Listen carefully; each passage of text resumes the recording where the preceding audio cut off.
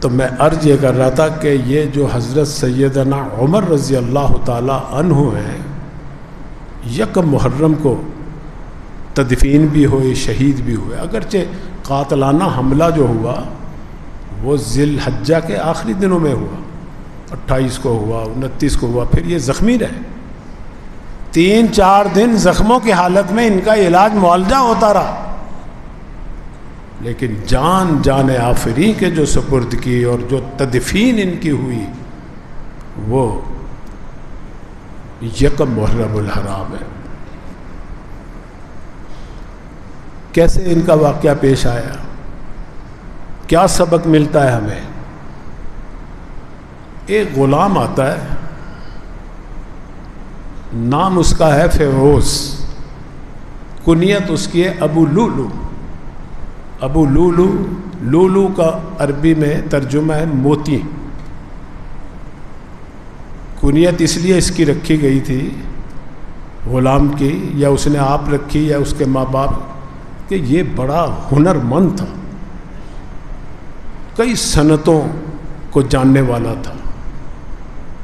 اس کی لکھا ہے کہ یہ نجار بھی تھا، نجار کا معنی بڑھئی، ترخان بھی تھا، آہنگر، لوہار بھی تھا، لوہے کا کام بھی کر لیتا، نقاش بھی تھا۔ نقاش کا معنی گلکاریاں، بیل بوٹے بنانے کا فن سے بھی یہ ماہر تھا، بڑا ماہر تھا، یہ ایرانی نسل تھا غلام۔ اب غلام سے پھر وہ بات یاد آ جاتی ہے مجھے، یہ موضوع ہے تو بڑا خشک سا غلاموں والا، لیکن اس پہ اعتراض ہمارے دین کے اوپر کرتے ہیں دنیا والے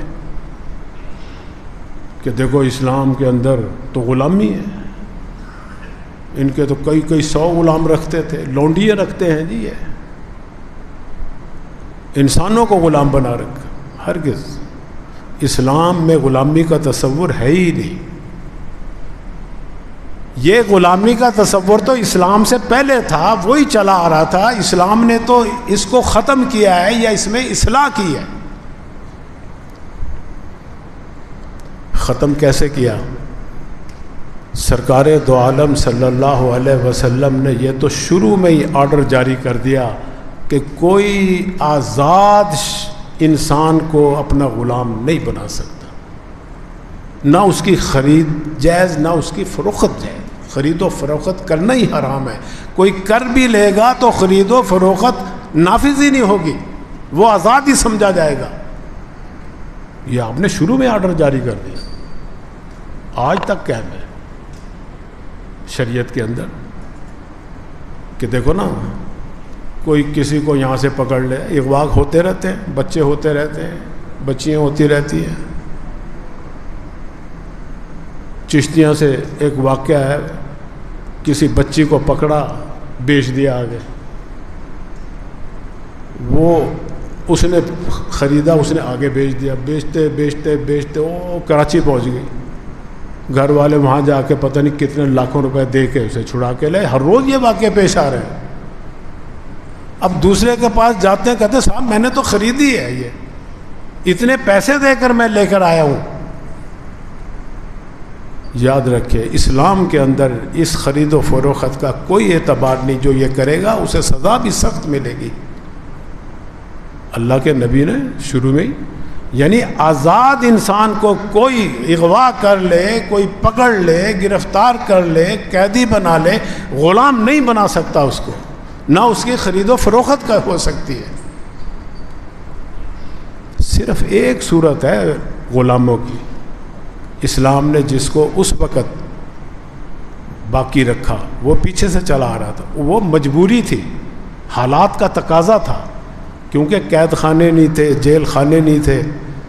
جو آپ کے ساتھ جنگ کر رہا ہے نا، جنگ، اس جنگ کے اندر جو قیدی پکڑے جائیں، خواہ وہ عورتیں ہوں خواہ وہ مرد ہوں، یہ بھی نہیں کہ جنگ کر رہے ہیں تم نے فتح حاصل کر لی، ساتھ والے گاؤں سے قیدی پکڑ لیے، وہ بھی نہیں غلام بن سکتے۔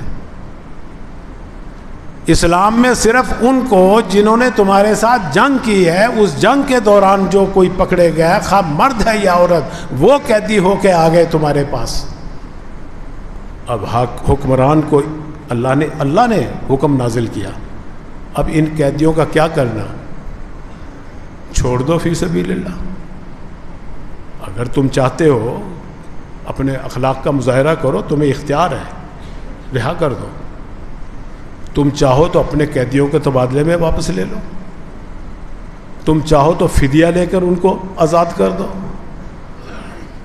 اور بھی اگر کوئی صورت نہیں بنتی ان کی، کوئی چھڑانے والا نہیں، کوئی فدیہ دینے والا نہیں، وہ خود بھی نہیں جانا چاہ رہے، تو پھر جو حکمران ہوگا وہ تقسیم کرے گا، اور انہی میں تقسیم کرے گا جو فوجی ہے، جنہوں نے وہ جہاد کیا ہے۔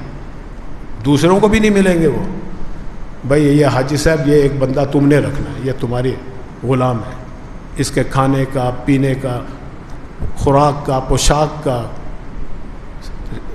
علاج معالجے کا سارا تمہارے اوپر ہے، اس کا خرچہ ہے، یہ تمہاری خدمت کرے گا، جو مرضی خدمت ہو اسے۔ کیوں؟ اس لیے کہ اور کوئی جگہ نہیں تھی جہاں ان کو قیدی بنا کر رکھا جائے، جیسے آج کل جیل خانے یہ نہیں تھے۔ اچھا جب تمہارے قبضے میں آ گئے یہ، اب دیکھو اللہ تعالیٰ کیا حکم دے رہے ہیں۔ یہی تو میں کہہ رہا ہوں کہ اسلام کے اندر آزادی کا تصور ہے، غلامی کا تصور ہرگز نہیں ہے۔ اسلام کہتا ہے آزاد کرو، جو حصہ اس کا تم آزاد کرو گے نا، قیامت کے دن اللہ تعالیٰ تمہارا وہ حصہ جہنم سے آزاد کریں گے اور جنت میں بھیجیں گے تمہیں۔ یہ ترغیب ہے۔ پھر دیکھو زکوٰۃ مسلمان پہ فرض ہے، زکوٰۃ ادا کرنا۔ زکوٰۃ کے 8 مصارف قرآن کریم میں اللہ تعالیٰ نے بیان کیے کہ مسلمان اپنی زکوٰۃ اس پہ خرچ کر سکتے، اس پہ خرچ کر سکتے ہیں، اس پہ خرچ کر۔ ان 8 مصارف میں سے خرچ کرنے والی جگہوں میں سے ایک جگہ وفی الرقاب، غلاموں کو آزاد کرواؤ۔ اپنی زکوٰۃ کے پیسے سے غلام خرید کے اپنا غلام تو نہیں بنا سکتے، اس کو اپنی زکوٰۃ اس کو خرید کر اس کے مالک کو دے دو اور اس غلام کو آزاد کر دو۔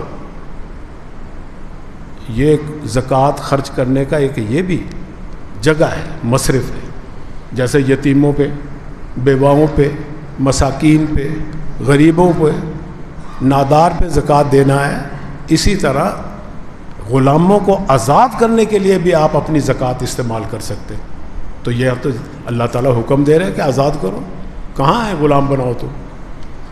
پھر میں نے بتایا تھا گزشتہ سے پیوستہ جمعہ کہ بہت سے گناہوں کا جرمانہ اللہ تعالیٰ نے سب سے پہلے یہی آپشن رکھا ہے کہ غلام آزاد کرو۔ روزے کا کفارہ ہے، قتل خطا کا کفارہ ہے، زہار کا کفارہ ہے، قسم توڑنے کا کفارہ ہے، سب سے پہلے یہی فرمایا اللہ نے، غلام آزاد کرو، غلام آزاد کرو۔ اس کے بعد ہے کہ پھر کھانا کھلاؤ یا پھر روزے رکھو، تم وہ بات کی باتیں، چونکہ آج اللہ تعالیٰ کو تو پتہ تھا ابھی یہ غلامی کا تصور ختم ہو جائے گا اسلام کے اندر، ہم نے حکم جو دے رکھا ہے، پھر ان آپشنوں پہ عمل ہوگا۔ آج غلامی کا تصور ہی نہیں اسلام کے اندر۔ اور جس وقت غلام ہوتے تھے لوگوں نے بڑے آزاد کیے، بہت آزاد کیے اللہ کی رضا کے لیے۔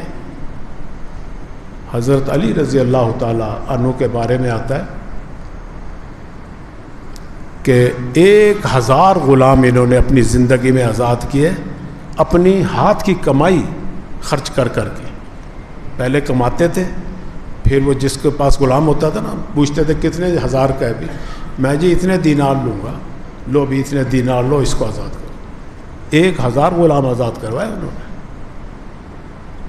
اور پھر مسلمانوں کے اخلاق سے بہت سے غلام مسلمان بھی ہو گئے تھے، کافر، مجوسی، یہودی، نصرانی، بہت سے مسلمان ہو گئے، اور انہوں نے ہمارے اوپر حکومتیں بھی کی ہیں ان غلاموں نے۔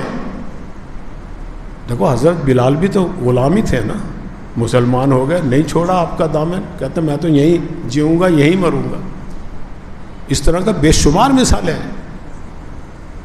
حضرت زین العابدین رحمہ اللہ تعالی، ان کا واقعہ لکھا ہے کہ ایک غلام تھا ان کے پاس خدمت کے لیے.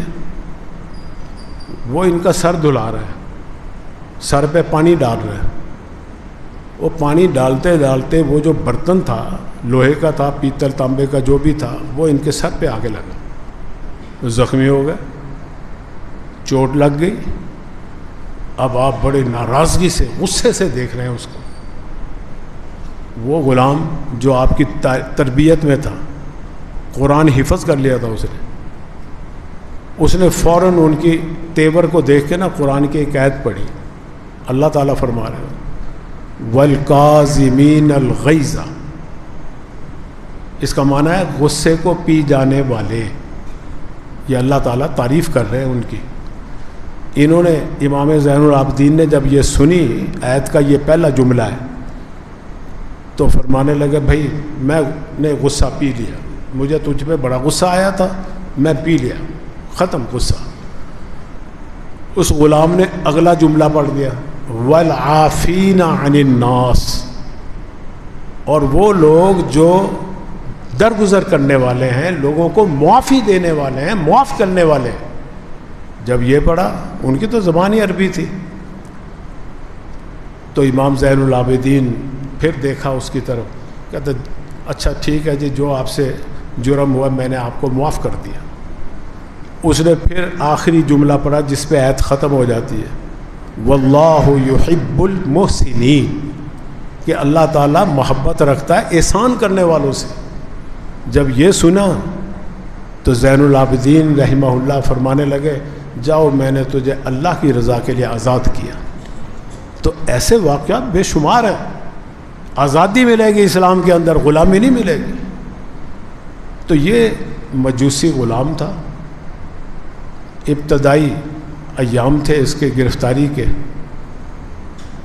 شکایت لے کر آیا حضرت عمر رضی اللہ تعالیٰ عنہ کے پاس کہ دیکھو میرا مالک جو ہے نا،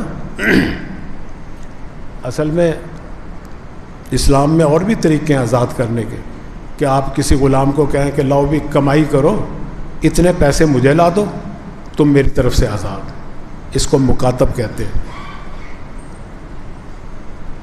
تو یہ اس کو اس کے مالک مغیرہ بن شعبہ رضی اللہ تعالیٰ نے کہا تھا کہ تو سارا دن کام کر اپنی مرضی سے، آزادی سے، میری خدمت سے تو بری، لیکن مجھے 2 درم یومیہ لا کر دینے، کیونکہ تیری آمدنی بڑی ہے.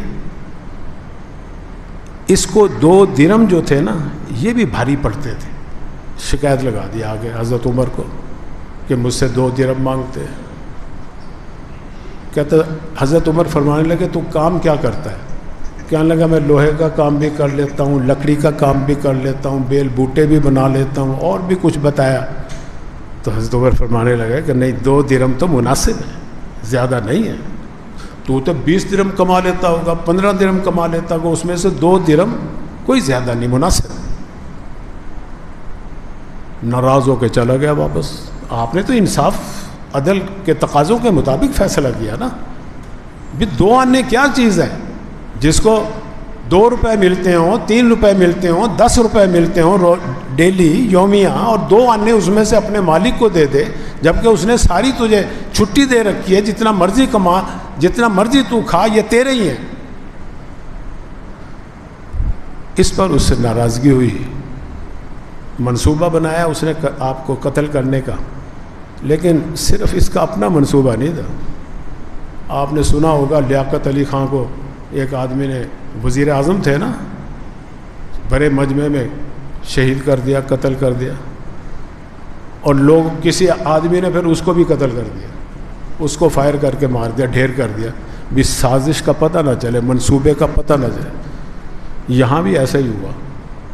باقی انشاءاللہ تفصیل ہے. وآخر دعوانا ان الحمد.